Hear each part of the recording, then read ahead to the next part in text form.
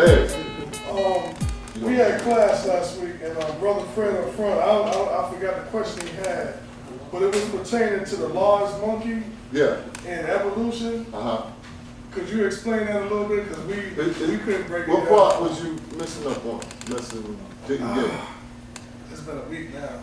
I would have to get the part because the large monkey was an experiment. Because remember, we talking about like millions of years ago. We ain't talking like 10, 20,000 years ago. You talking millions when you start dealing with the large monkey and its experiments. And you're talking about developing a creature that eventually became known as the behemoth, or human beast. Everybody didn't go through that cycle. Some people went through the cycle of when we say noon and noonet, and that was the development because this character came out of the water as a reptile like man and woman. Because if you look at some people, especially black people, they got the fish soup bass lips, and they got them big old fish eyes. And that's the trait of us coming out of the water. Now you see black people with a lot of hair on them.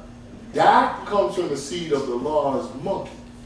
And in doing so, we regulated from, like it was saying. I think y'all was missing the part that these were different experiments, not the same. Because when you had noon and noonet, that was in Africa. When you had what I would just mention about the large monkey in them, remember that was outside of the Mediterranean. That wasn't in Africa. See, when you deal with the large monkey in them, you're dealing with the groups our family called the Anunnaki. And they were landed in the 7 provinces.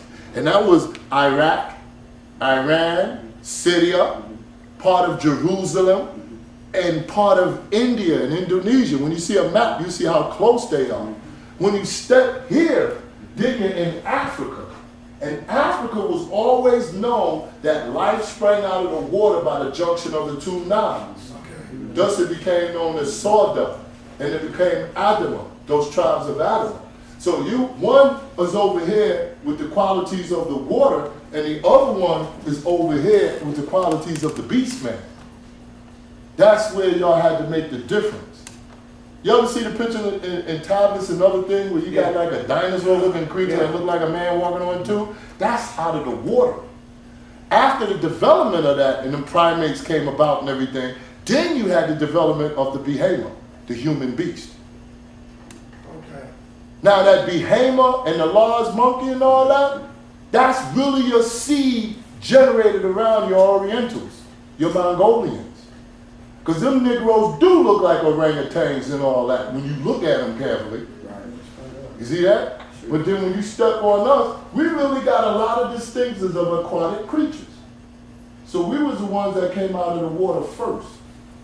And you gotta, I think that's where you was making a mistake. Yeah. You said it was everybody. You got those 3 distinct places, Caucasoid, Mongoloid, and Negroid. The Negroid was the first one. And the other 2 developed. Now some of their genes came from our genes, but like the albinism. But in the development of what they would call them creatures that was like monkeys that dwelt to a man, that did happen, but that didn't have nothing to do with us. Okay. You see that? Yeah. And then when it did have something to do with us, the Anunnaki did an experiment and placed their essence in them, and bingo. But remember, when the Anunnaki came in, there was already pygmies here, y'all. That was the people from Africa. And then, before they came and seen the people from Africa, what did they see? Remember these pictures here? This is what they saw, remember? That was already here. The lizard man. There you go. What about the Yakub thing? Yakub was later. Yakub was the grafted of what you would call a flugeroid. And a flugeroid from this date is like 9,000 to 10,000 years. From this part of time. So it is true or it's not true? It is true. It is true. It is true. Because you still see people like that today. Right. You got the big head people. They still exist. They exist, and I got 3 of them walking downtown Atlanta. I see them all the time. And when you call them the natural, they just like, and they walk, because they get tired of hearing it. So when you look at the portions, you got to look at the time variations. Because remember, the Neteru was, and the Neteru developed first. So they landed in their area, and then the Anunnaki landed in their area, around the same portion of time. But the Neteru developed first. And they knew of what you would call the existence of this water creature. And then the water creature came out, their genes was more beautiful than the behemoth. And that's why they said, and the giants came down and they saw the daughters of men, that they were fair, they were fine, they looked good. They had curves. And them big giants seen them was like, oh, that's me. Later on, the behemoth, they was over there, they cross-breeded their genes and then they developed into these tall, good-looking men and women. See, I had to be there and see where y'all was making the problem. I think the problem was you was getting the time variation of the developments mixed up. That's most people. You make the coming out of the water and the law is the same thing. No, it's not. They were times of development were different. Okay? Times of development were different. And you can see it, you can see the bigness in us as a people, and like I said, the curves in the women, and be wondering why our women are the only ones curvy like that. And the only way other women get curvy like that is they mix with our genes. Right? Now, when you look at other people, they do remind you of monkeys. I've seen enough kung fu movies that say, why they walking around like monkeys? Because they are from the law's experiment. They developed. Because remember, your original Indonesia, your original Chinamen, all of them were black people. Right. All of them were people of color. And the reason why they got even the distinctive looks is because Africans made their way over there and settled and mixed in with them. But the development of what you call the gods and everything were those deep African. It was called what? Negas and Sambo. Two tribes.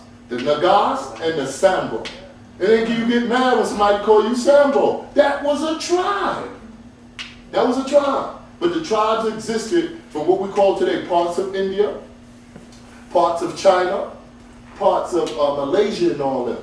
And the statues are still there. And what's deep, there are writings on it saying these were the tribe of the Sambo. And the Sambo, with its gods, had the symbol of a snake, a cobra. And that snake represented the fact that the Sambo knew about life and death. Because if a snake bites you, it can kill you, but you can take the venom and cure the bite. You know that, right? You can get bit by a snake, take the same venom, and cure it. So they said that these Sambo had the knowledge of life and death. And they brought fantastic, because they didn't know what spices were. They didn't know what silk was. They didn't know these things. And Sambo brought them, the tribes. Not people individually, but tribes. And the other, when they didn't see us on the other side of China, they called us the tribes of the Nagas. Spelled N-A-G-G-A. And it's written. That's the deep part. So we have a legacy that we ain't even touched yet that one day we're going to touch on. When you get into the legacy of Indonesia, we got a legacy in Europe, because we was in Europe first. That's why the Rothschilds, when the Rothschilds was born, they was black people. They wasn't white. They was black. That's why the crescent on every Freemason lodge, going back to the reigning of when they had the kings, I can't remember the king of England. If you ever look at the crest, that's a black woman up there. Because in ancient Africa, it wasn't the legacy of the man that brought in the family and the identification of who the leadership was, it was the woman.